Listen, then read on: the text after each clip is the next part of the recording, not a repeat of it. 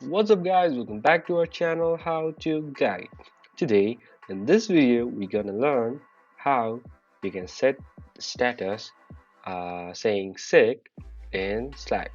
So what you're gonna do is guys, so please note guys, this is a iOS version, so I'm gonna teach you how you can set a status in iOS system.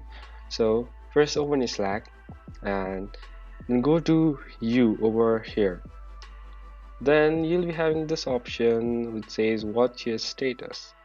Just go there, and then over here you can write anything like let me write sick, and then just stick it, and that's pretty much guys. That's how you set a status in Slack. So thank you for watching our video guys. If you like our video, please leave a like and do not forget to subscribe our channel, and also hit the bell icon so you never miss an update from us, and also comment down for more reviews and more contents like this. I'll see you guys again in our next video. Till then, stay safe guys. Thank you for watching.